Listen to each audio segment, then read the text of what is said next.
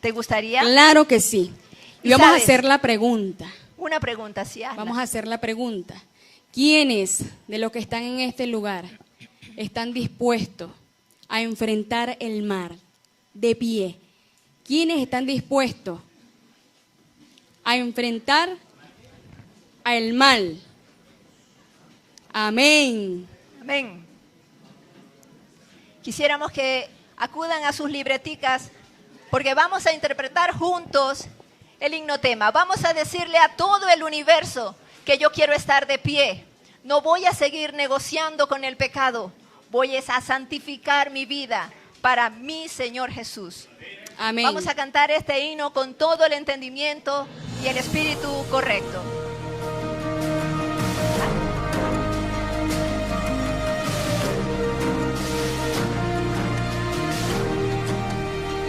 ¿Todos? ¿Quién podrá estar de pie y cara a cara enfrentar el mal? ¿Quién será que con oración y ferviente fe el fuego cruzará? ¿Quién será que a la divina orden marchará?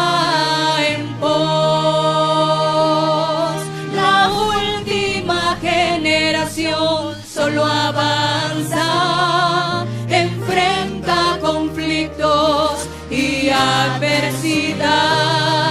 La última generación vive por Cristo su Señor, exalta su ley con gran majestad, sus rostros expresan pureza y verdad, escrita en sus mentes se halla muy fiel. Santidad a Jehová.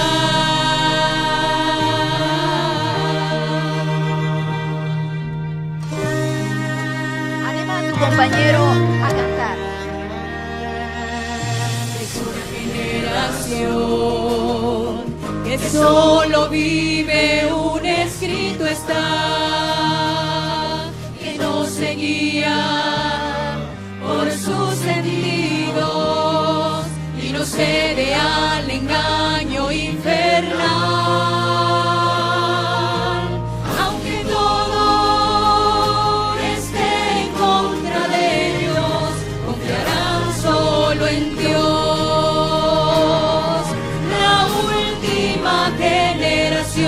Solo avanza, enfrenta conflictos y adversidad. La última generación vive por Cristo su Señor, exalta su ley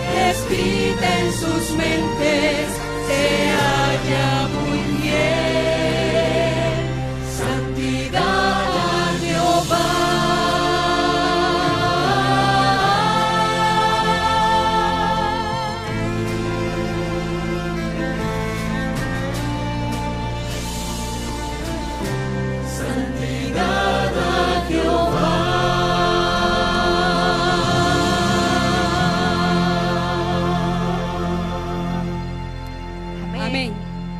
Quiera el Señor que salgamos todos de este encuentro con una mente santificada. Amén.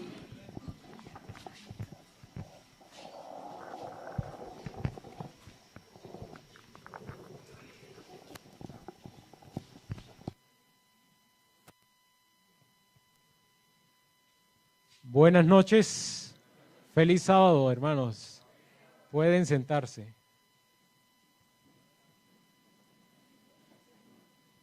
Estoy muy agradecido con Dios por la oportunidad que me da de estar en esta noche, en este lugar, de estar en este evento, de poder disfrutar de la palabra de Dios durante estos días. Quiero brevemente contar algo de mi historia. Yo sé que pues es un desafío porque solamente tengo 5 minutos, pero quiero decirles en primer lugar que Dios hace grandes cosas en lugares como estos y en ocasiones y en eventos como estos. Hace 12 años llegué a este lugar, a Las Delicias, y empecé mi etapa de formación, pero inicialmente yo no tenía el propósito de ser misionero. Inicialmente quería proyectarme como un cristiano convencional, pero aquí mi vida empezó a dar un giro, porque el Señor empezó a hacerme un llamado muy personal a su servicio. Así que después de estar por espacio de 3 años y medio, tuve la oportunidad de salir, de hacer mis prácticas fuera del país y luego regresar a mi tierra. Actualmente estamos desarrollando un puesto de avanzada junto con mi esposa. Bueno, mi esposa tenía que estar aquí al lado mío, pero por algunos quebrantos de salud no pudo acompañarme. Ella está aquí en el evento, pero no pudo acompañarme en esta noche. Así que actualmente estamos ubicados en Ocaña, norte de Santander, tierra de donde soy oriundo, y allí estamos desarrollando un ministerio a través de un puesto de avanzada, y quisiera contar un poquito, un preámbulo de lo que ha sido esa experiencia, porque realmente hemos visto la mano de Dios dirigiendo, y el propósito de este testimonio y de este corto espacio es motivar especialmente a los jóvenes. El Señor tiene un llamado, el Señor nos está necesitando en su obra. Nosotros teníamos el sueño de conseguir un lugar para establecer la obra, pero no teníamos recursos. Así que mirábamos ciertas fincas y bueno, hubo una que nos gustó, pero no se dieron las cosas. Luego apareció otro lugar, otro terreno, y también nos gustó mucho. No teníamos igual el dinero, pero da la casualidad que el día que fuimos a mirarla estaba el dueño allí, y entonces el hombre nos dijo: si a ustedes realmente les interesa este lugar, necesito que hagamos negocio pronto porque hay otra persona que está interesada. Así que alguien, porque no somos nosotros, no es mi esposa y mi persona solos, sino que somos un equipo, alguien le propuso: bueno, realmente si nos deja en tanto este terreno, avanzamos con el negocio. Pero fue como una prueba. Nosotros en realidad en el fondo del corazón no creíamos que la persona nos iba a dejar ese terreno en ese precio, porque era una rebaja bastante significativa. Así que el hombre dijo: no puedo. Nosotros nos fuimos y dábamos por sentado que eso no se iba a dar. De todas maneras oramos esa noche. Al siguiente día el dueño llamó y nos dijo que sí, accedía a vendernos el terreno por ese precio. El asunto es que nosotros no teníamos, teníamos aproximadamente el 7% del valor total del terreno, el 7%, y no teníamos de dónde sacar, de dónde echar mano, y el negocio teníamos que hacerlo pronto porque había otra persona interesada. Y no podíamos tampoco, pues, decirle al Señor, no podemos porque no tenemos dinero. Así que nuestra idea inicial fue hacer un préstamo. Vamos a hacer un préstamo, esos son los cálculos humanos, las salidas más inmediatas que uno encuentra. Así que fuimos y solicitamos un préstamo, pero para sorpresa nuestra, ¿saben qué pasó? ¿Qué piensan? Se acabó el tiempo. Ya se pasó el tiempo del testimonio, se acabó. Pero mañana en la noche vamos a terminarlo. Mañana en la noche terminamos. Pero para sorpresa nuestra, el préstamo se cayó, faltando 10 días para dar la primera cuota. Pero Dios es bueno y Dios es grande, y estoy aquí delante de ustedes para decirles que ese terreno, esa primera cuota se pudo pagar, y el segundo contado también, y hoy estamos allí ubicados, y el Señor ha hecho grandes cosas y quiere hacer grandes cosas a través de cada uno de los que estamos aquí presentes. Quiere que esta tierra sea alumbrada con su gloria. Así que mañana continuamos con la historia. Bueno, Dios les bendiga.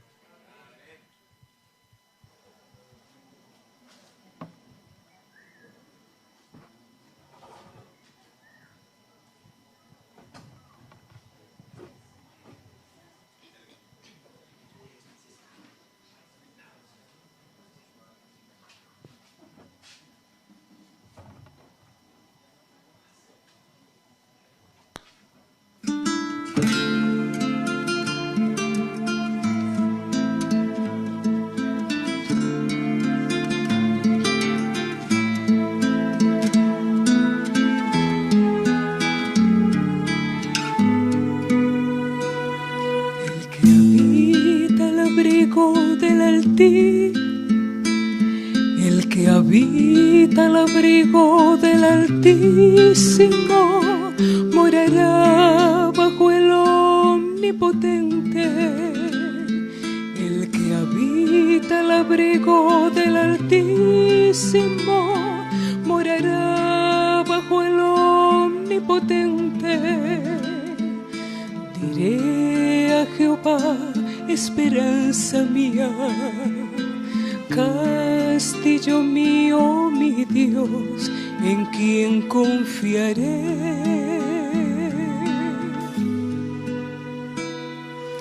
Él me librará del lazo del cazador, de la peste destructora. Con sus plumas me cubrirá, y bajo sus alas estaré segura. Escudo y adarga es su verdad, no temeré el terror nocturno, ni saeta que vuele de día, ni pestilencia que ande en oscuridad, ni mortandad que en el día destruya. Caerán a mi lado 1000 y 10,000 a mi diestra, mas a mí no llegará, mas a mí no llegará. Me invocará y le responderé, con él estaré. En la angustia lo libraré y le glorificaré.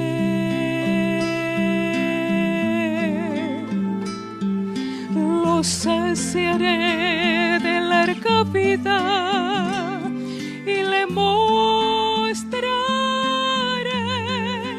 mi salvación.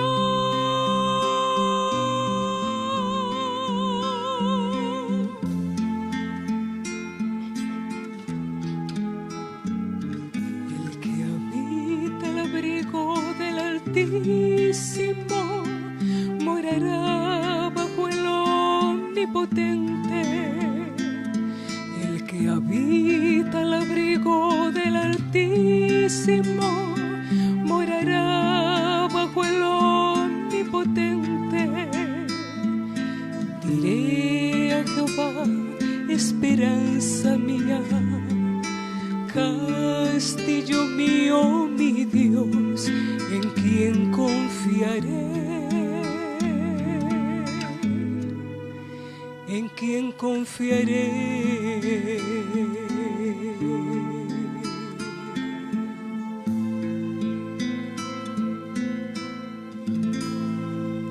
Amén.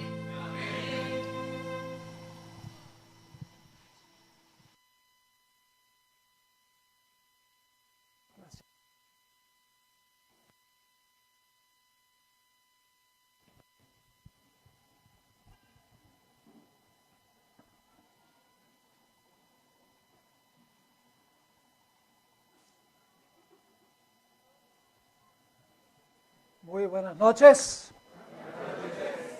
y feliz sábado. Es un placer estar aquí en Las Delicias, un lugar que no había tenido el privilegio de conocer. Este ministerio es muy fértil. Nosotros tenemos en nuestro ministerio 5 personas que pasaron por acá.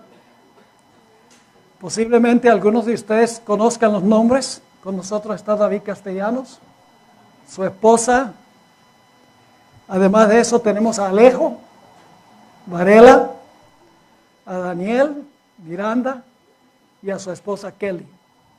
5 personas que pasaron por Las Delicias y por Heartland. Trabajan en nuestro ministerio. Y estoy aquí no solamente para predicar, sino para reclutar.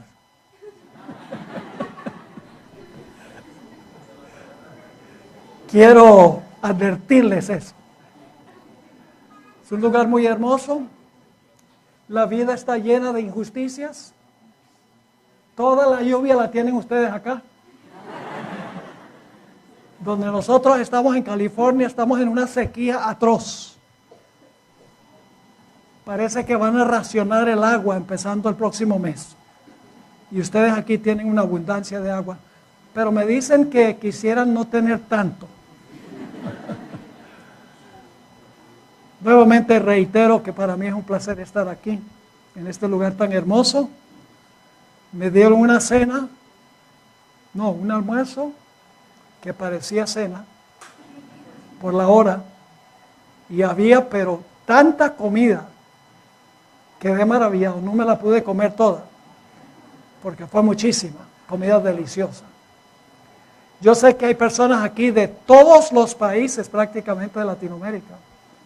Sé que hay gente de Argentina, de Chile, de Perú, de Bolivia, creo que de Ecuador también, hay algunos, de Venezuela y lógicamente de Colombia. Gran congreso. No sé si se me escapó alguno. ¿Hay alguien de otro país que no mencioné? ¿Dónde? República Dominicana, muy bien. De Alemania. ¿Alguien miró más lejos que de Alemania? Tenemos Brasil también. Brasil. ¿Hay alguien de Paraguay? ¿De Uruguay? De Canadá, muy bien. Tenemos a canadiense allá. Gloria a Dios.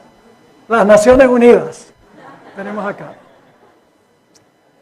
He titulado nuestro estudio en esta hora, ¿quién podrá estar en pie? Antes de comenzar queremos orar para pedir la bendición del Señor. Oremos. Nuestro Padre y nuestro Dios, venimos a ti con confianza, porque venimos en el nombre de Jesús. Imploramos tu presencia en este lugar. Al abrir tu santo libro, pedimos la presencia de tu Santo Espíritu. Que el Espíritu que inspiró tu palabra venga a explicárnosla en los próximos minutos. Te lo imploramos en el nombre que es sobre todo nombre, el nombre de Jesús. Amén. El número 144,000 aparece solo 2 veces en el libro de Apocalipsis por número. Aparece en Apocalipsis 7, Apocalipsis 14, y hay otro lugar donde, aunque no aparece específicamente el número, sabemos que está hablando de los 144,000 por las características. Y es Apocalipsis 15 y el versículo 2 hasta el versículo 4. Ahora, en el año 1901, Elena White escribió lo siguiente en cuanto a los 144,000. No es el plan de Dios que los suyos presenten algo que tengan que suponer que no está enseñado en la palabra de Dios. No es la voluntad de Dios que entren en controversias por cuestiones que no los ayudarán espiritualmente, tales como ¿quiénes han de componer a los 144,000? Fuera de duda, esto lo sabrán dentro de poco los que sean elegidos de Dios. Se encuentra en Mensajes Selectos, tomo 1, página 205. Algunos han alcanzado la conclusión de que, como la hermana White dice que no debemos entrar en controversias sobre los 144,000, que no podemos saber nada en cuanto a ellos, que no podemos saber cuándo van a vivir, qué clase de carácter tendrán, y por lo tanto dicen debemos guardar silencio en cuanto a los 144,000. Pero en realidad ese no es el énfasis que debemos darle a la cita del Espíritu de Profecía.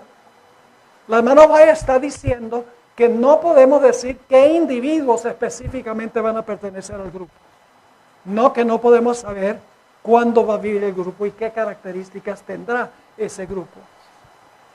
El número 144,000 está en la Biblia y toda escritura es inspirada divinamente y útil.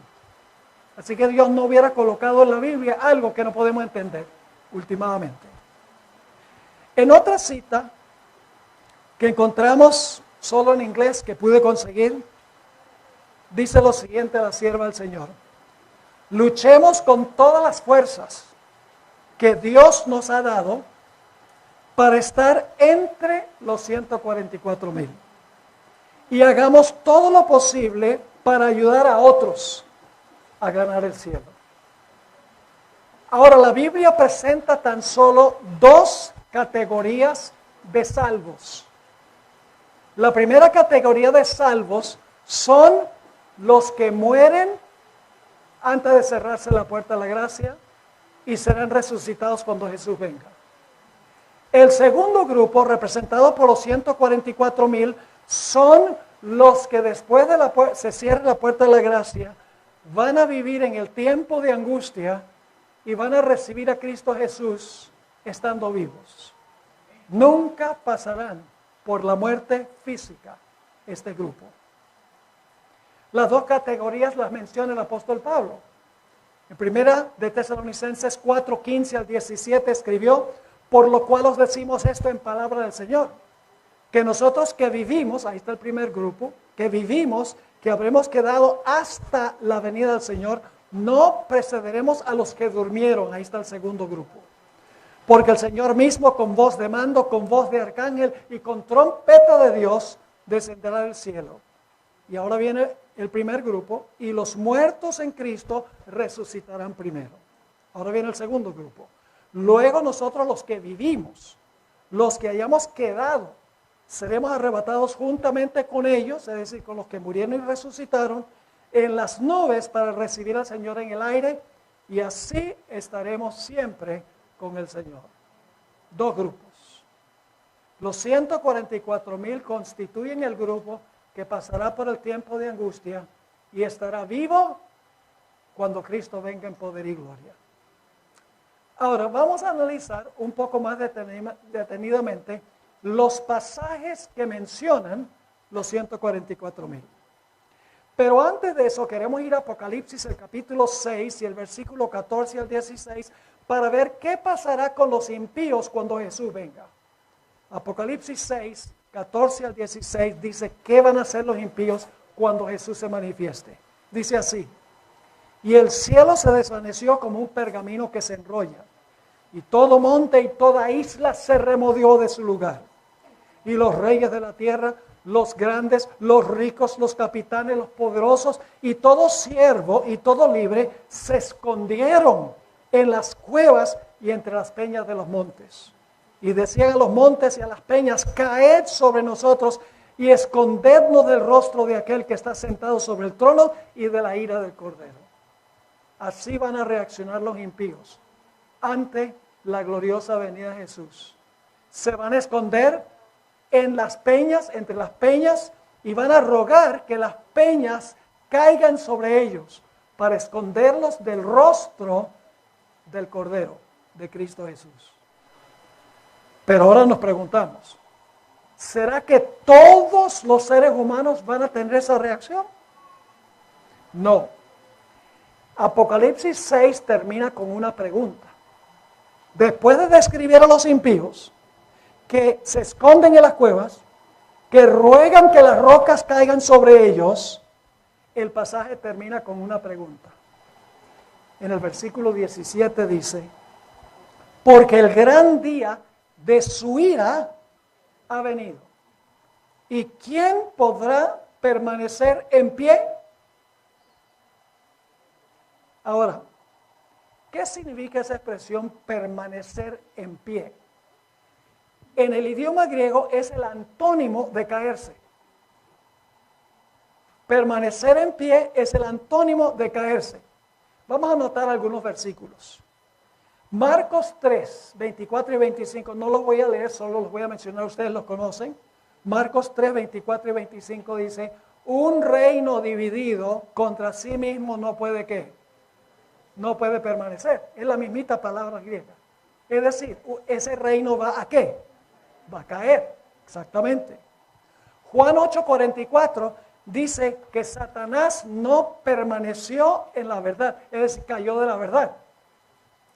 En 1 Corintios 10, 12, la misma palabra se traduce en ese texto que todos conocemos: el que crea estar firme, esa es la palabra, mire que no ¿qué? Mire que no caiga. Efesios 6, 11 al 13 usa la palabra 2 veces. Voy a leer ese pasaje. Dice: vestíos de toda la armadura de Dios para que podáis estar firmes. Esa es la misma palabra. Contra las acechanzas del diablo. Porque no tenemos lucha contra sangre y carne, sino contra principados, contra potestades, contra los gobernadores de las tinieblas de este siglo, contra huestes espirituales de maldad en las regiones celestiales. Por tanto, tomad toda la armadura de Dios para que podáis resistir en el día malo y, habiendo acabado todo, estar firmes. Esa es la misma palabra. Una referencia más, y esta tiene que ver directamente con la segunda venida de Jesús. Lucas 21 y el versículo 36. Lucas 21, 36. Aquí está hablando Jesús a sus discípulos y dice lo siguiente: velad pues en todo tiempo, orando que seáis tenidos por dignos de escapar de todas estas cosas que vendrán, que se mencionan antes en el capítulo, y luego dice: y de estar en pie delante del Hijo del Hombre. Así que básicamente la pregunta que aparece al final del capítulo 6 significa: cuando venga el gran día de la ira de Dios, ¿quién permanecerá en pie? ¿Quién no caerá? Ahora hay una pregunta: ¿a dónde esperarían conseguir la respuesta a esa pregunta? ¿Les parece que en el siguiente versículo? Lógicamente en el siguiente versículo. Noten Apocalipsis 7, 1 al 4. Aquí se recalca el sellamiento de los 144,000. No se dice nada de su carácter. Solamente dice cuál es su carácter. Vamos a leer Apocalipsis 7, 1 al 4. Después de esto vi a 4 ángeles en pie sobre los 4 ángulos de la tierra, que detenían los 4 vientos de la tierra, para que no soplase viento alguno sobre la tierra, ni sobre el mar, ni sobre ningún árbol. Cuando los ángeles suelten los vientos, ese es el tiempo de angustia. Cuando sueltan los vientos, se cierra la puerta de la gracia y empieza el tiempo de angustia cual no se ha visto jamás en la historia de este planeta. Se describe en Daniel 12:1. Ahora fíjense lo que sigue diciendo. Versículo 2. Vi también a otro ángel que subía de donde sale el sol, del oriente, y tenía el sello del Dios vivo. Y clamó a gran voz a los 4 ángeles, a quienes se les había dado el poder de hacer daño a la tierra y al mar, diciendo: no hagáis daño a la tierra ni al mar, ni a los árboles, hasta que hayamos sellado en sus frentes a los siervos de nuestro Dios. El panorama es que antes que se suelten los vientos, antes que venga la gran tribulación, el tiempo de angustia cual nunca se ha visto, hay un grupo que va a recibir el sello de Dios en sus frentes. El versículo 4 dice: y oí el número de los sellados, 144,000 sellados de todas las tribus de los hijos de Israel. Ahora, este pasaje recalca 2 puntos. En primer lugar, el sello es señal de propiedad. El sello indica que este grupo que va a permanecer firme es un grupo que pertenece a Dios. Es como cuando yo compré esta Biblia, yo le puse mi nombre a la Biblia. Significa que me pertenece. Y si ustedes leen Apocalipsis 14:1, dice que el sello es el nombre de Dios en la frente. Por el sello Dios está diciendo: estos son míos. Pero hay un segundo punto. Y es que Dios dice: como estos son míos, yo los voy a proteger en el tiempo de angustia. Satanás no va a poder vencerlos, ni por un instante. ¿Ustedes conocen ese texto en Mateo 24 donde dice que Satanás engañará, si fuere posible, a uno de los escogidos? Algunas personas dicen: bueno, entonces es posible que Satanás engañe a los escogidos, porque dice: si fuere posible a los escogidos. Les aseguro, Satanás no va a engañar a los escogidos. Y ustedes dicen: ¿cómo sabemos eso? Ese es el versículo 24 de Mateo 24. Pero el versículo 31 dice que cuando Jesús regrese, dice que va a recoger de los 4 vientos a sus escogidos. Pues si va a recoger a los escogidos, no cayeron. ¿Entendieron el punto? Ahora, hay que conectar este panorama de Apocalipsis 7, 1 al 4, con Ezequiel, el capítulo 8 y el capítulo 9. De ahí viene este lenguaje de Apocalipsis 7. ¿Qué está pasando en el libro de Ezequiel, el capítulo 8? Se conoce como el capítulo de las abominaciones. Abominaciones que se estaban cometiendo entre el pueblo de Dios. No eran los filisteos, no eran los egipcios, ni los babilonios que estaban cometiendo estas abominaciones. Eran abominaciones que estaba cometiendo el pueblo de Dios en Jerusalén, que profesaba servir al Dios verdadero. Y en el capítulo 8 nos dice cuál era la peor abominación, en el versículo 16.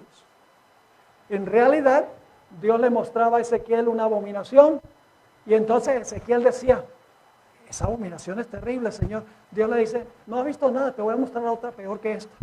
Y luego Dios le muestra otra peor. Y Ezequiel dice: vaya, qué terrible. Dios dice: eso no es nada, te voy a mostrar una abominación peor que esa. Y la que culmina la lista es que los ministros en el santuario tenían la espalda al templo y estaban adorando el dios Sol al oriente.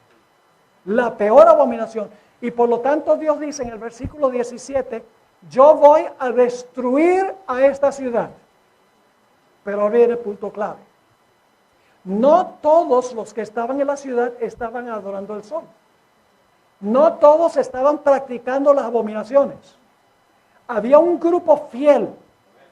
Y en el capítulo 9 aparece un ángel con un sello en la mano.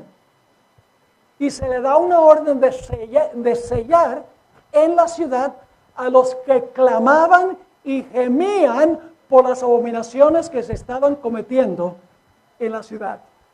Había un grupo fiel que no estaba practicando las abominaciones.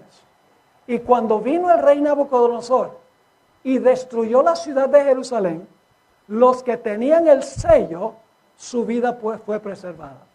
Era un sello que identificaba a esas personas como de Dios y en segundo lugar, personas que merecían la protección de Dios. Este es el panorama en el libro de Apocalipsis. Yo pregunto, ¿tiene algo que ver al final de la historia en el mundo cristiano la adoración al sol, la peor abominación? Sí, no, pastor, el día del sol. Ahora escuchen lo que les voy a decir. Es lo mismo en principio adorar el sol que adorar en el día del sol. Es lo mismo en principio. Y usted dice, ¿cómo es eso? Yo pregunto, ¿quién creó el sol? Dios. ¿Lo creó como objeto de adoración? No. ¿Qué pasa si usted lo convierte en un objeto de adoración? ¿Cómo se llama eso? Idolatría. ¿Quién creó el primer día de la semana? Dios. Y dicho sea paso, no es lunes. Si ustedes van, por ejemplo, a la página web de Avianca, empieza la semana en lunes. Pero nosotros sabemos que la semana comienza ¿qué día? El domingo. Entonces yo pregunto, ¿quién creó el primer día de la semana? Dios. ¿Lo creó con propósito de adoración? No, es un día de trabajo, ¿sí o no? 6 días trabajas. ¿Qué pasa si lo convertimos en un día de adoración? Igual es idolatría. No importa que sea un objeto o que sea un día. Es decir, lo que pasaba en los días de Ezequiel, literalmente con el Israel literal, con el sol literal, va a suceder al final de la historia con el Israel espiritual a nivel global y con el día del sol. En el mundo cristiano se va a exaltar el día del sol como día santo, como día de reposo. Pero va a haber un grupo que tiene el sello en su frente. Tiene el nombre de Dios en su frente. Y cuando se hace la pregunta, el gran día de su ira venido, ¿quién podrá estar en pie? La respuesta es los 144,000 fieles vivos cuando Jesús venga, tienen el sello y ellos no caerán, permanecerán fieles a Dios y firmes a Dios. Ahora, esa es la perspectiva de Apocalipsis 7, el primer lugar a donde aparece el número 144,000. En Apocalipsis 14, 1 al 5, reaparece el grupo. Pero en Apocalipsis 14, el énfasis recae sobre el carácter que tendrán los que tienen el sello. El carácter de los que van a permanecer en pie. Ya el punto clave no es el sellamiento, sino el carácter que tendrá ese grupo. Vamos a leer el pasaje, Apocalipsis 14, 1 al 5. Después miré, y he aquí el Cordero estaba en pie sobre el monte Sión, y con él 144,000. Fíjense, voy a leer todo el pasaje y después nos vamos a detener a analizar las características. Que tenían el nombre de él y el de su padre escrito ¿dónde? En la frente. Y oí una voz del cielo como estruendo de muchas aguas y como sonido de un gran trueno, y la voz que oí era como de arpistas que tocaban sus arpas y cantaban un cántico nuevo delante del trono y delante de los 4 seres vivientes y de los ancianos. Y nadie podía aprender el cántico sino aquellos 144,000 que fueron redimidos de entre los de la tierra. Estos son los que no se contaminaron con mujeres, pues son vírgenes. Estos son los que siguen al Cordero por donde quiera que va. Estos fueron redimidos de entre los hombres como primicias para Dios y para el Cordero. Y en sus bocas no fue hallada mentira, pues son sin mancha delante del trono de Dios. Ese es un retrato de la última generación, de la generación final, de los que estarán vivos cuando Jesús regrese en poder y gloria y permanecerán en pie. Ahora analicemos las características. Tienen el nombre en la frente. ¿Qué denota el nombre? Denota el carácter de la persona. Les doy un ejemplo. Mi nombre es Esteban Pablo tengo el nombre del mártir y el martirizador. ¿Por qué creen ustedes que mis padres me pusieron Esteban Pablo?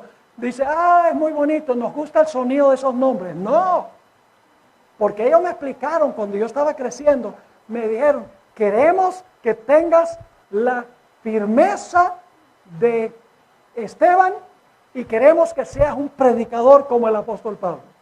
Es decir, a medida que vivía, debía recordar el significado de mi nombre. Ese debía ser mi carácter. Así que cuando dice que tiene el nombre en la frente, significa que tienen el carácter de ese nombre.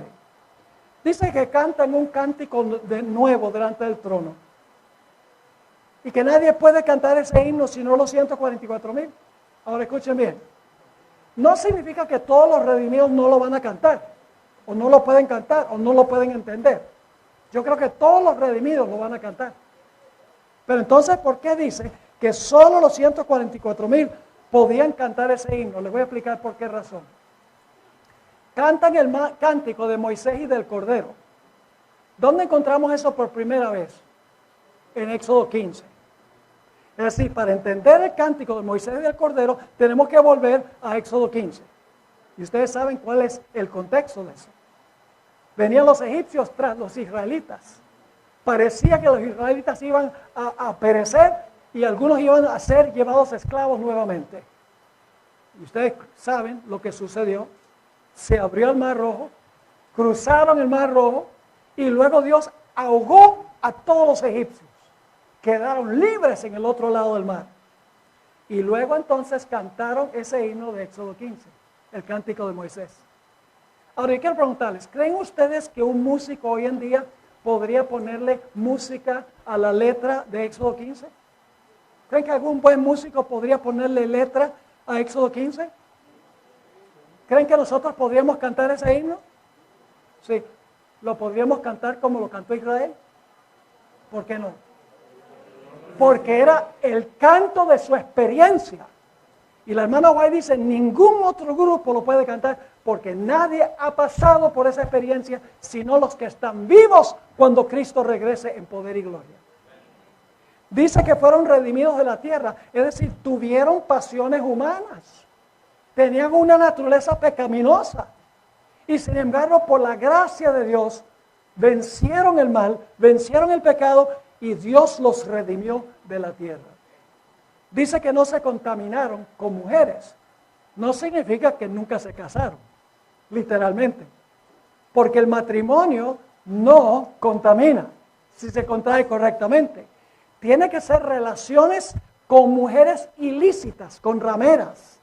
Y Apocalipsis, el capítulo 17, describe a una ramera, la madre de las rameras, y sus hijas, que son las sectas protestantes que salieron de esa madre. Así que no se contaminaron con las iglesias apóstatas, porque mujeres en la Biblia representan iglesia. Dice que siguen al Cordero por donde quiera que va. ¿Sabe que el pueblo de Dios va a seguir a Jesús al Getsemaní? Va a tener una experiencia similar. Se van a sentir abandonados de Dios. Van a pensar que Dios se ha olvidado de ellos, pero no van a perder la fe, porque tienen confianza y fe en el Señor.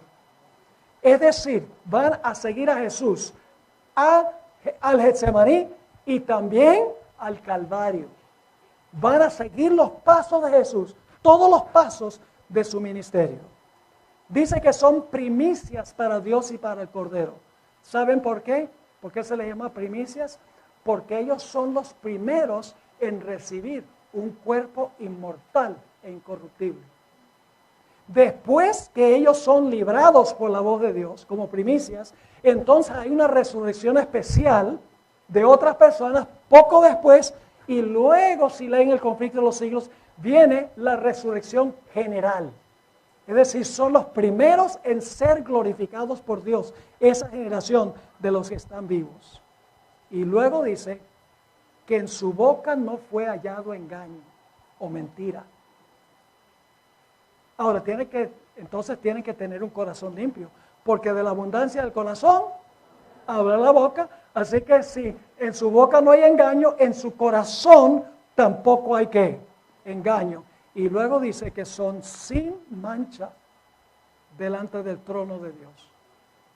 Una generación cual no se ha visto jamás en la historia del planeta, revelando plenamente el carácter de Cristo Jesús, reflejando su imagen perfectamente.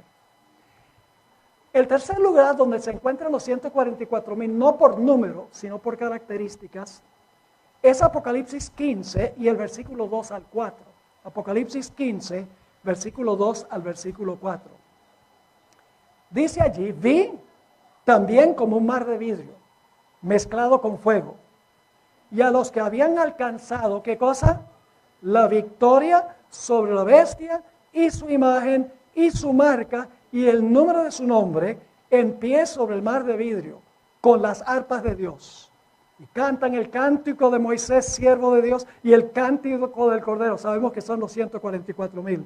Diciendo, grandes y maravillosas son tus obras, Señor Dios Todopoderoso, justos y verdaderos son tus caminos, Rey de los santos. Ahora, ¿saben por qué nosotros sabemos que los 144,000 son la última generación que va a estar viva durante el tiempo de angustia? Porque en los tres pasajes se enfatiza que ellos están vivos cuando Cristo regrese. Apocalipsis 6 termina con la pregunta, el gran día de su ira ha venido, ¿quién podrá estar en pie? El capítulo 7 dice que los sellados van a estar en pie, porque están vivos. En Apocalipsis el capítulo 14 habla de los 144,000, pero en el capítulo anterior, en el capítulo 13, los últimos versículos, habla de la bestia, de su imagen y de su número y de su marca. Es decir, ellos tuvieron la victoria sobre la bestia, su imagen, su marca y el número de su nombre en el capítulo 13. Y aquí está claro que los 144,000 son la última generación, porque dice que alcanzaron la victoria sobre la bestia, su imagen y su marca. Yo pregunto, ¿la marca ha sido impuesta todavía? ¿La marca de la bestia ha sido impuesta? ¿Cuándo va a ser impuesta la marca de la bestia? Al mero final de la historia, inmediatamente antes de cerrarse la puerta de la gracia. Es decir, esta gente ganó la victoria al final de la historia, cuando la bestia se levantó de su herida de muerte y cuando se impuso la marca de la bestia. Son la última generación. Pero ahora fíjense algo muy interesante. Apocalipsis 6:17 no es el único lugar donde aparece esta pregunta. Vayan conmigo al libro de Joel. Joel, el capítulo 2 y el versículo 11. Ahora, no tenemos tiempo de leer todos los versículos del 1 al 10, pero los versículos 1 al 10 están describiendo la segunda venida de Jesús. Y el versículo 11 describe el clímax de la segunda venida. Y fíjense lo que dice Joel 2 y el versículo 11.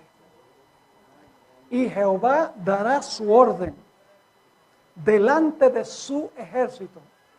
Yo pregunto, cuando el Señor Jesucristo regrese del cielo, ¿va a regresar en un caballo blanco? Según Apocalipsis 19, ¿viene en un caballo blanco?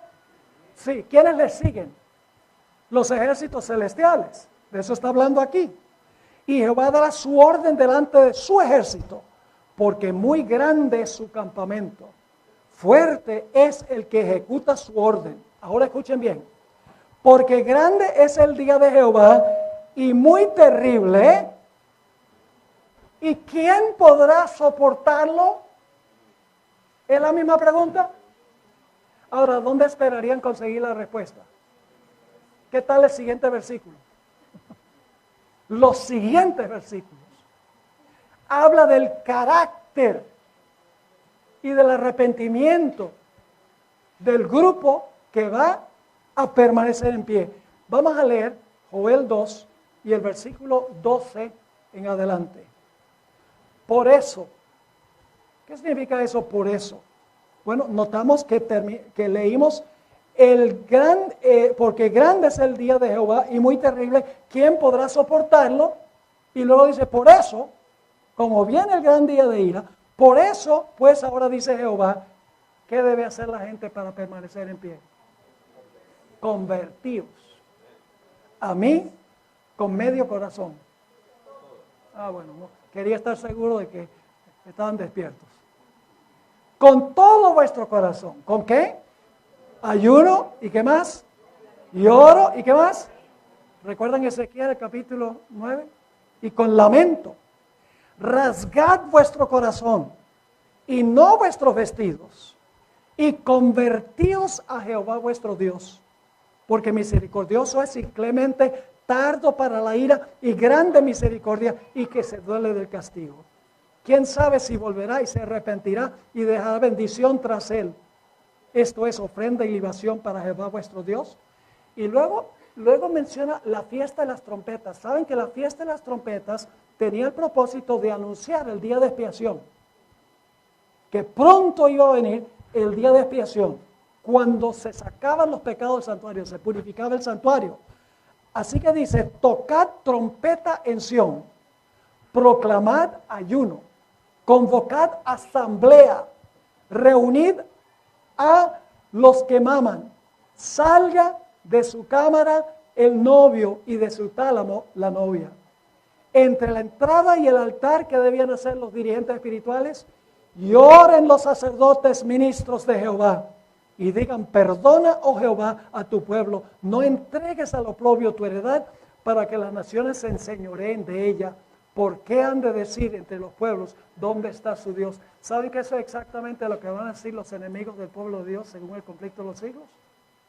Van a decir, ustedes están pasando hambre, están en la cárcel, están pasando sed, están demacrados. ¿Dónde está el Dios de ustedes? Es lo que van a decir. Ahora vamos a desmenuzar este pasaje, que está hablando de la fiesta de trompetas, que anunciaba que iba a venir en 10 días el día de expiación, y la fiesta del día de expiación y lo que la gente debía hacer durante ese día. En primer lugar, el sonido de las trompetas le decía a Israel, prepárense para el día de expiación, conviértase al Señor y prepárense para recibir al Señor ese día. Todos los israelitas tenían que reunirse alrededor del santuario en el día de expiación. Y alguno dirá, bueno, ¿significa eso que nosotros tenemos que reunirnos alrededor del santuario celestial hoy? No personalmente, pero nuestra mente debe estar allá. Debemos por fe entrar a simpatizar con la obra que Jesús está haciendo allí. En el día de expiación la gente tenía que reunirse. Por eso dice, convocad asamblea. La gente también debía afligir sus almas. Debía clamar y gemir por las abominaciones. No debía participar en las abominaciones. En el día de expiación la gente tenía que ayunar, como dice en Joel el capítulo 2. Nosotros a veces pensamos que ayunar significa dejar de comer. Pero la Biblia define el ayuno de dos maneras. En primer lugar, en el libro Ministerio Médico, página 377. Ministerio Médico 377, Elena White escribió, el verdadero ayuno que debe recomendarse a todos es una abstinencia de toda clase de alimento estimulante y el uso adecuado de la alimentación sencilla y saludable que Dios ha provisto en abundancia. ¿Qué es el verdadero ayuno? Alejarse de alimento estimulante y participar adecuadamente de los alimentos que Dios ha provisto. Ese es ayuno, según el Espíritu Profecía. Y ustedes conocen Isaías 58, describe el ayuno como bendecir a las personas que son más necesitadas que nosotros. Dice en Isaías 58 y el versículo 6 al versículo 8, Dios dice, ¿no es más bien el ayuno que yo escogí? Desatar las ligaduras de impiedad, soltar las cargas de opresión y dejar ir libres a los quebrantados y que rompáis todo yugo. ¿No es que partas tu pan con el hambriento y a los pobres errantes albergues en tu casa? Que cuando veas al desnudo lo cubras y no te escondas de tu hermano. Piedad práctica. Ayuno, dice, no es este el ayuno que yo escogí, dice Dios. Y luego noten lo que va a suceder. Entonces nacerá tu luz como el alba, y tu salvación se dejará ver pronto, e irá tu justicia delante de ti, y la gloria de Jehová será tu retaguardia. Además de eso, en el día de expiación, la gente no debía trabajar. A algunos les gustaría pensar que no debemos trabajar desde 1844 para acá, porque estamos en el día de expiación. ¿Por qué la gente no debía trabajar? Porque la gente debía enfocarse en lo que estaba pasando. No debía enfocarse, no debía dejar que nada los distrajera de lo que estaba ocurriendo en el día de expiación. Cualquier trabajo que nosotros tengamos que absorbe nuestro tiempo para que nosotros no podamos entrar al santuario con Jesús para entender la obra que está haciendo y hacer una obra paralela en nuestro corazón, nosotros debemos dejar ese trabajo o poner en orden nuestras prioridades. Finalmente, la Biblia nos dice que cualquiera que no afligía su alma en el día de expiación era cortado de medio del pueblo. Es decir, ya no era considerado parte del pueblo de Dios. Cuando termine el juicio investigador, habrá muchas personas que estuvieron en la iglesia cuyo nombre será removido del libro de la vida.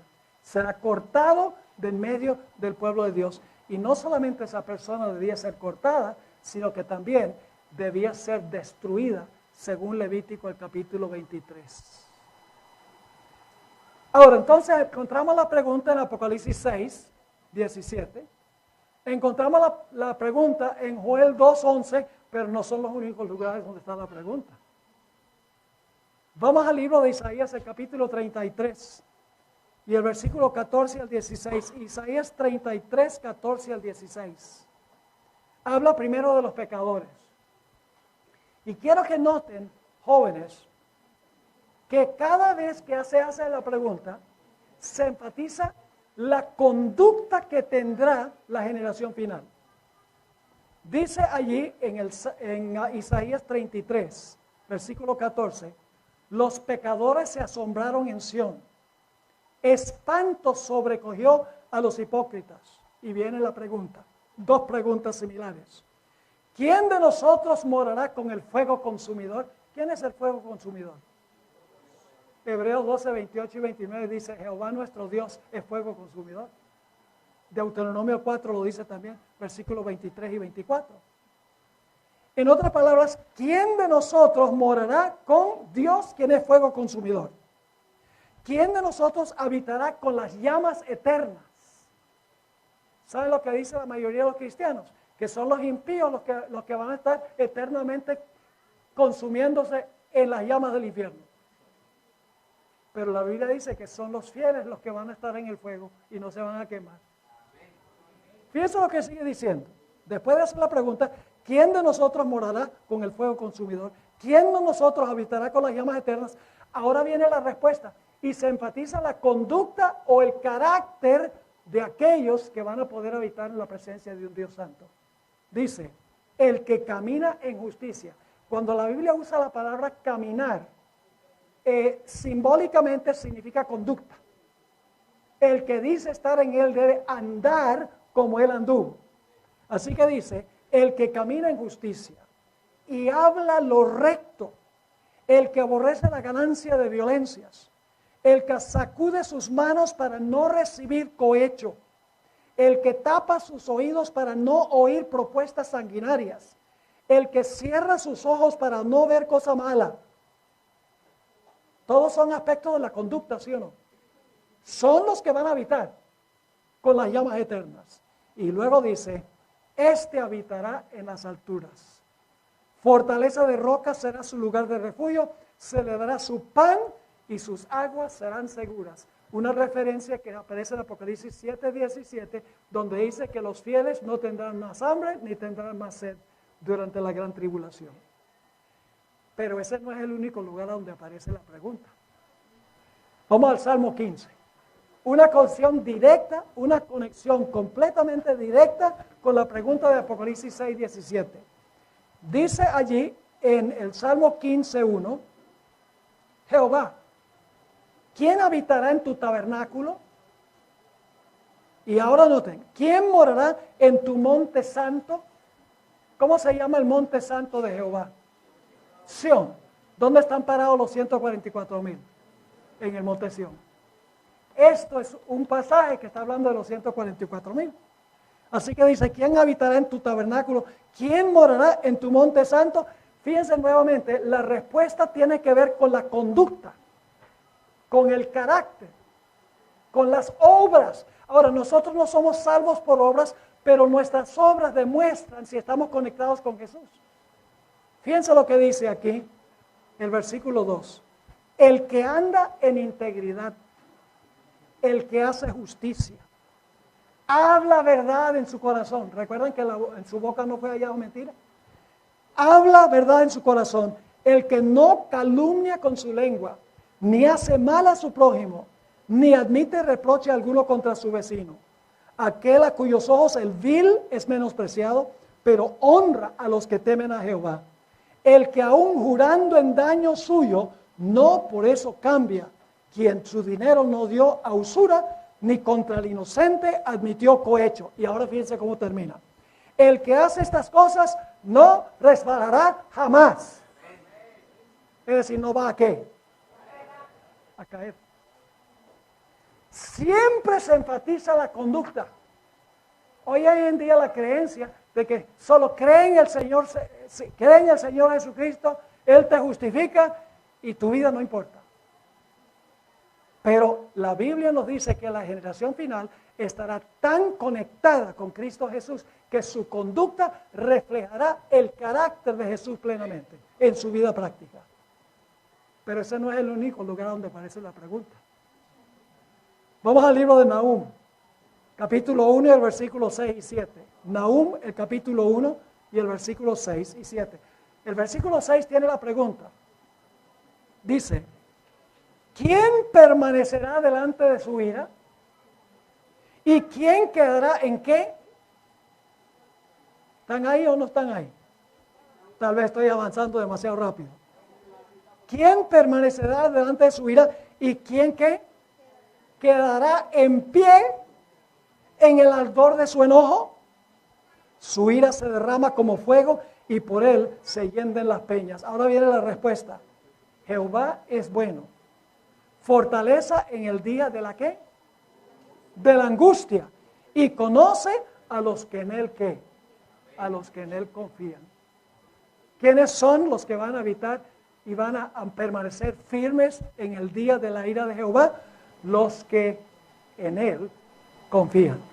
¿Y cómo demostramos nuestra confianza en él? Obedeciéndole. ¿Recuerdan la historia de Abraham? Dios le dice a Abraham, mira, toma a tu hijo, tu único en el sentido de que no hay otro como él, es el hijo de la promesa. Toma a tu hijo, llévalo al monte Moria y sacrifícalo. ¿Y qué dijo Abraham? Ay, Señor, gracias por esta gran revelación. ¿Qué hizo Abraham? No le dijo nada a la esposa, porque la esposa no hubiera permitido. Así que muy de madrugada se levantó y ¿qué hizo? Agarró el cuchillo, la leña y se fue al monte Moria. ¿Cómo demostró Abraham su fe? Por la acción. La palabra fe es una palabra dinámica que tiene que ver con acción. Por eso en Hebreos el capítulo 11, jóvenes, todos los que están en Hebreos 11 no están creyendo algo, están haciendo algo. Abel ofreció, Moisés salió, Abraham salió, Abraham sacrificó. Noé edificó un arca en tierra seca donde nunca había llovido. Es decir, la fe sin obras es muerta.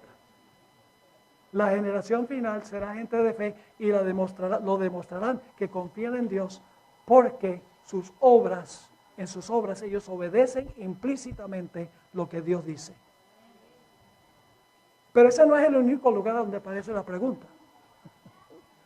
Malaquías 3 y el versículo 2 y 3. ¿Creen que este tema es importante? Pues si aparece tantas veces la pregunta, debe estar tratando de enseñarnos algo muy importante. Dice en Malaquías 3, 2 y 3.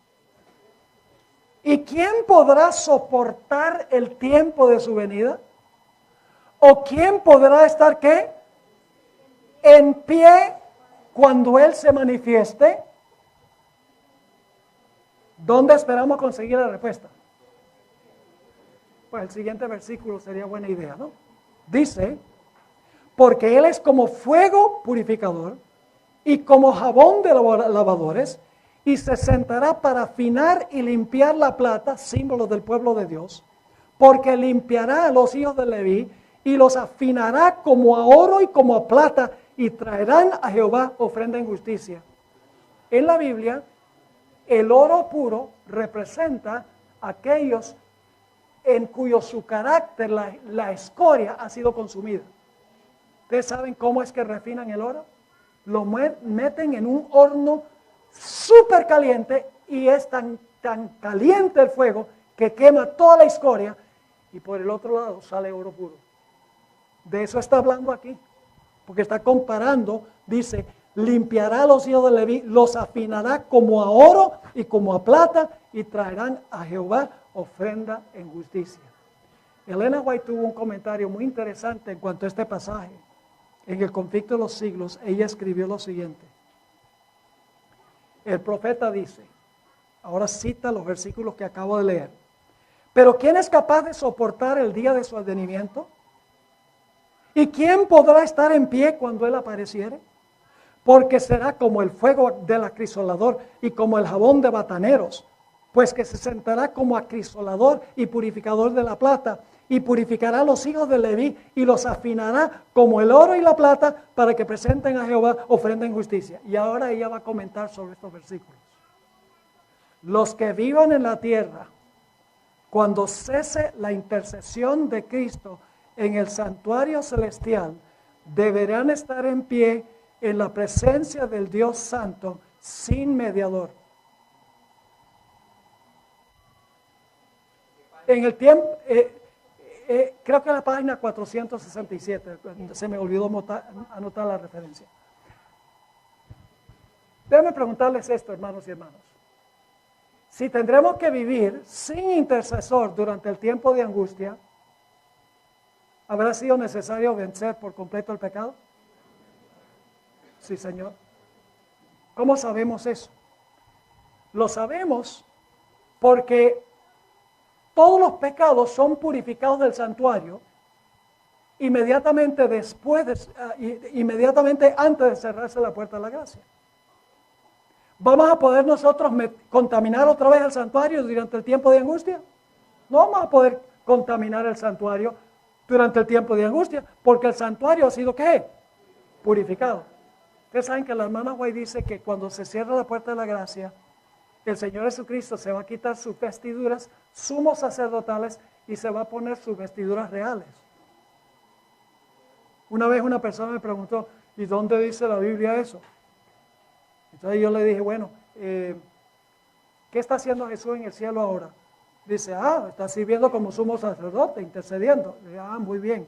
Le dije, ¿y cómo está vestido entonces? Está vestido como sumo sacerdote, lógicamente. Le dije, cuando regrese por segunda vez, ¿cómo viene vestido? Y enseguida se quedó callado. Dije, bueno, Apocalipsis 19 dice que viene vestido como Rey de Reyes, Señor de Señores. Entonces le dije, pues en algún momento antes de regresar, tiene que haberse cambiado. Ahora, no me entiendan mal, jóvenes. El Señor Jesucristo no nos va a abandonar. No va a ser mediador, pero sí va a ser protector. Porque Daniel 12:1 dice, se levantará Miguel, el que está a favor de su pueblo. Jesús dijo, he aquí estoy con vosotros hasta el cierre de la puerta de la gracia. No, dice, ¿hasta cuándo? Hasta el fin del mundo. Jesús no va a abandonar a su pueblo aquí. Los fieles, los que están aferrados a Jesús, los que lo aman, los que reflejan su carácter en su conducta, ellos van a ser protegidos por Jesús, porque si Jesús no protegiera a su pueblo, no quedaba ni uno solo vivo durante el tiempo de angustia. Sigue diciendo la sierva del Señor, los que vivan en la tierra cuando cese la intercesión de Cristo en el santuario celestial, deberán estar en pie en la presencia de Dios Santo sin mediador. Sus vestiduras deberán estar sin mácula. Sus caracteres purificados de todo pecado. ¿De cuántos pecados? De todo pecado por la sangre de la aspersión. Por la gracia de Dios y sus propios y diligentes esfuerzos deberán ser vencedores en la lucha con el mal. Mientras que se prosigue el juicio investigador en el cielo, mientras que los pecados de los creyentes arrepentidos son quitados del santuario, debe llevarse a cabo una obra especial de purificación, de liberación del pecado entre el pueblo de Dios en la tierra. Mientras Jesús purifica allá, por la gracia de Dios y nuestros diligentes esfuerzos debemos estar purificando el templo del alma acá. Y luego concluye, esta obra está presentada con mayor claridad en los mensajes del capítulo 14 de Apocalipsis. Cuando esta obra haya quedado consumada, los discípulos de Cristo estarán listos para su venida. Pero este no es el único lugar donde aparece la pregunta. Vamos al Salmo 24. Salmo 24.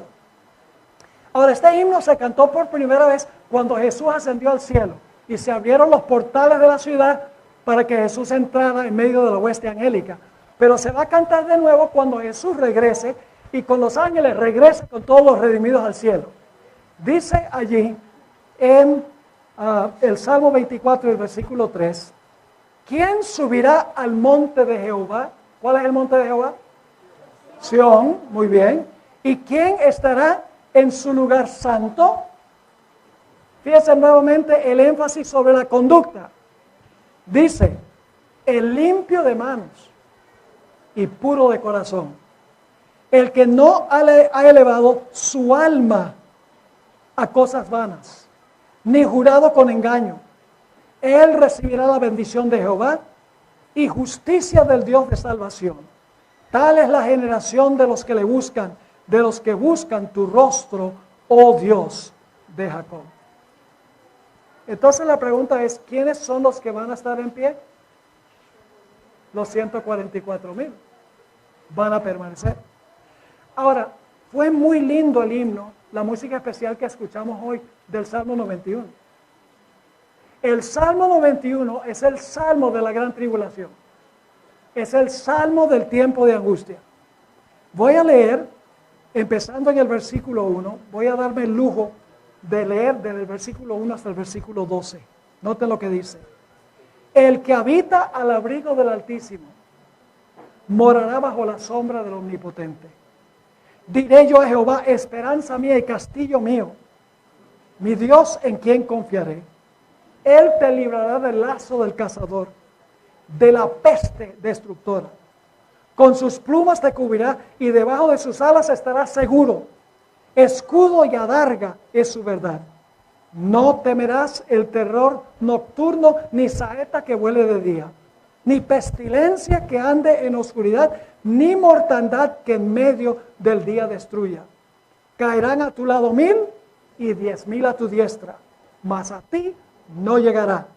Ciertamente con tus ojos mirarás y verás la recompensa de los impíos.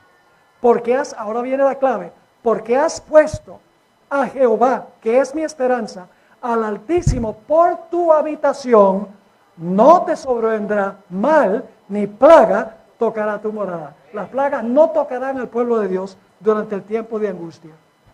Pues a sus ángeles mandará acerca de ti, que te guarden en todos tus caminos, en las manos te llevarán, para que tu pie no tropiece en piedra. Ahora hay varios versículos en la Biblia que describen a los que verán a Dios. ¿Qué están haciendo los impíos cuando Jesús viene?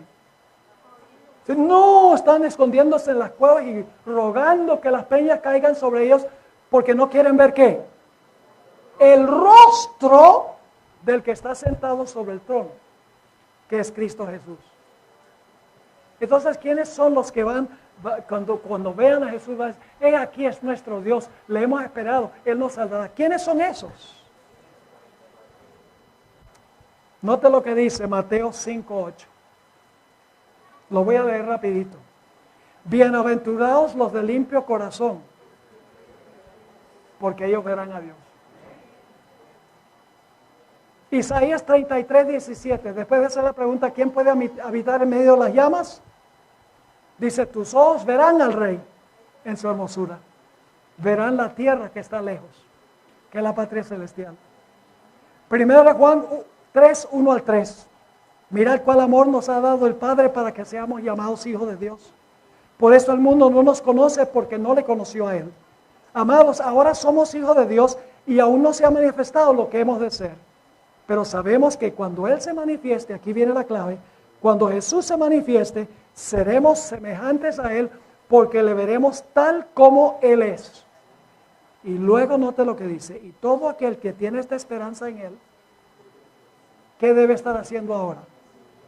Se purifica a sí mismo como Él es puro. Hebreos 12:14, seguir la paz con todos y la santidad, sin la cual nadie verá al Señor. Ahora la pregunta clave al concluir es, ¿cómo desarrollamos nosotros, por la gracia de Dios, ese carácter a prueba de fuego? Va a ser como los 3 jóvenes, solo que ese era un fuego humano. Pero el fuego de la gloria de Dios, ¿por qué no consume a los fieles de Dios? Porque ellos tienen una relación estrecha con Cristo Jesús. ¿Y saben cómo se desarrolla esa relación con Cristo? Se desarrolla contemplándolo en su palabra, a través de la oración y a través de la testificación a otras personas. Esa es la forma. El apóstol Pablo dijo, mirando a cara descubierta como en un espejo la gloria del Señor, estamos siendo ¿qué? Transformados a su misma semejanza, de gloria en gloria. ¿Sabe esa palabra transformados? Es la palabra griega metamorfo. ¿Qué palabra en español viene de metamorfo? La palabra metamorfosis. ¿Saben lo que es una metamorfosis? Yo coleccioné mariposas cuando viví en Venezuela. Yo viví en Venezuela desde los 5 hasta los 14 años. Y tenía un pasatiempo que era cazar mariposas, coleccionarlas. Y pude observar el desarrollo de la mariposa desde que la madre mariposa depositaba el huevo en una hoja hasta el momento cuando se rompía el huevo y salía un gusanito chiquito. Y luego un gusanito se comía las hojas del árbol y se volvió un gusanote grandote. Y luego se adjuntaba a una pared y tejía una crisálida o un capullo y se encerraba en el capullo. Al capullo entró un gusano. Pero unos días después empieza a sacudirse la crisálida y sale una mariposa. Bueno, ¿qué pasó? Entró gusano y salió mariposa. Eso es una metamorfosis. Es una transformación radical. Una transformación de un pecador que lucha con el pecado a un pecador victorioso por contemplar a Cristo Jesús. Muchas veces los jóvenes me preguntan, pastor, yo cometo este pecado vez tras vez y no lo puedo vencer. ¿Qué consejo me da? Y yo siempre les hago una pregunta. ¿Qué es lo que estás viendo y qué es lo que estás escuchando? Porque si metes basura, va a salir basura.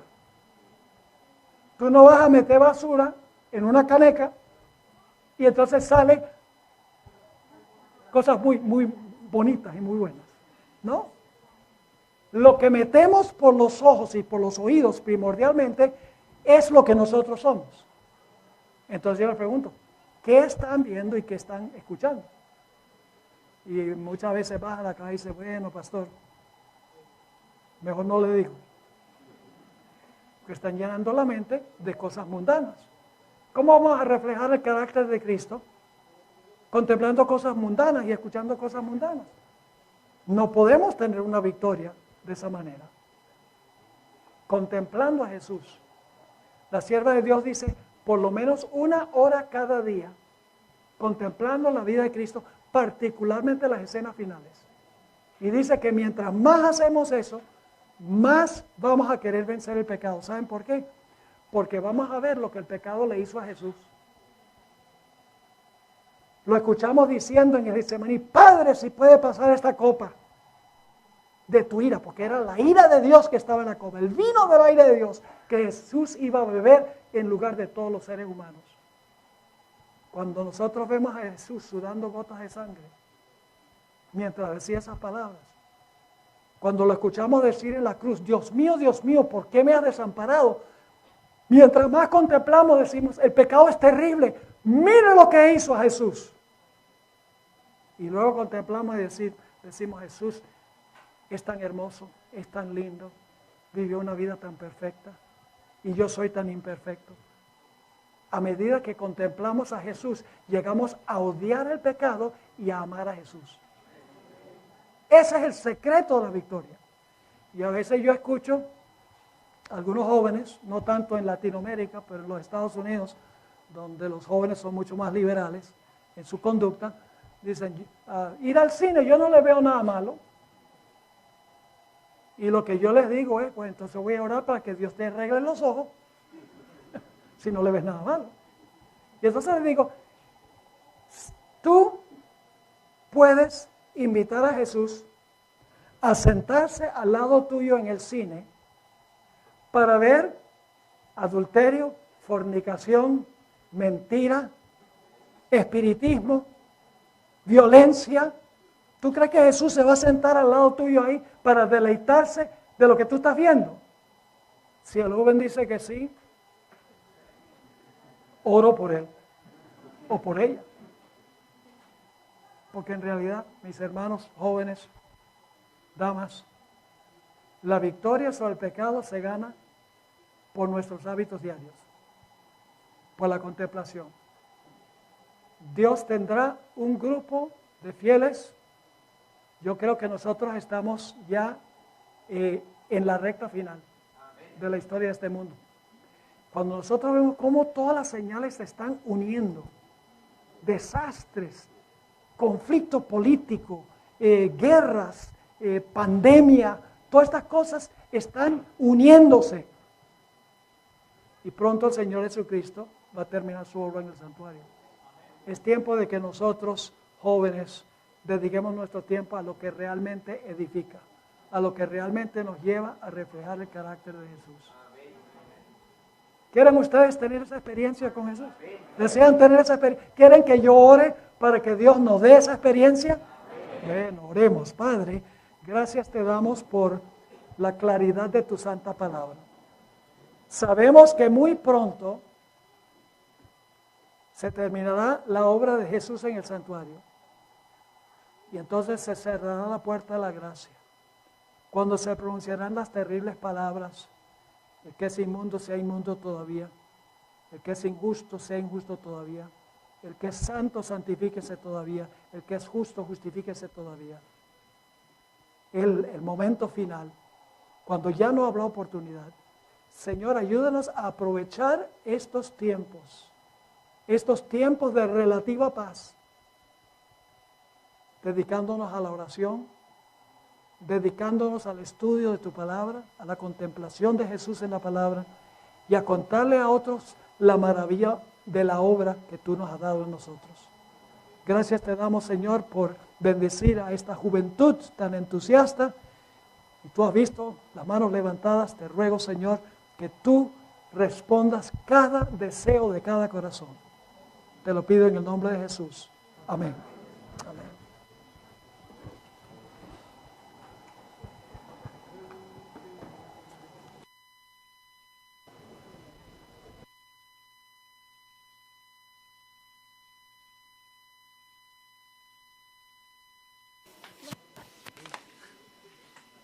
Muchas gracias, pastor. Muchas gracias a todos por acompañarnos en esta noche.